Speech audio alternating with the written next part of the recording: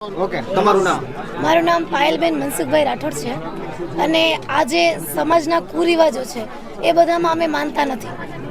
જેમ કે કાળા કપડાં પહેરવા તે અપશગુન છે, લાલ કપડાં કે સફેદ કપડામાં જ એક દુલ્હન જોવા મળે છે. પણ મેં વિચાર્યું કે કાળા કપડાં કે લાલ કે પીળો એ બધા કલર એ કાંઈ હોતું જ નથી. બધા કલર પહેરવા એ આપણી ઉપર હોય છે. આપણે જેમ કે કીધું કે આપણી ઉપર હોય છે કે આપણા વિચારો છે એકદમ સ્પષ્ટ અને હોવા જે સારા હોવા જોઈએ. એટલે એ રીતે કાળા કપડાને એ બધું જે છે મુહૂર્ત ચોઘડિયા આ બધું ખોટું છે.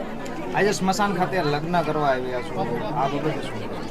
આજે હું સ્મશાન ખાતે જે લગ્ન કરવા આવી રહી છું તે મારા માટે બહુ સારું છે કે હું એક ઉદાહરણ આપું છું સમાજને કે આ બધું જે છે ચોઘડિયા મુહૂર્ત આ બધું ખોટું છે, આમાં તમે ના માનો. બીજી વાત કે રીતિ રિવાજો મૂકી અને આ પરંપરા અપનાવવાનું કારણ છે? રીતિ રિવાજો મૂકી અને આ પરંપરા અપનાવવાનું મારું કારણ છે કે મને જે રીતિ રિવાજોનું જે કોઈ પણ વસ્તુ છે કે કાળા કપડાં ને આ બધું મને ખોટું લાગે છે.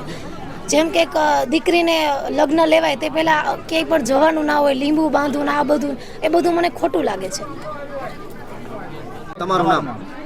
મારું નામ સરવૈયા જય મુકેશભાઈ છે. અમે કમરકોટલાના રહેવાસી છીએ અને આ લગ્ન દ્વારા અમે એક જ ખાલી મેઇન અમારો એક જ ઉદ્દેશ છે કે ગમે તે વસ્તુ હોય એમાં શ્રદ્ધા રાખવી જરૂરી છે, અંધશ્રદ્ધા રાખવાની કોઈ જરૂરિયાત છે નહીં.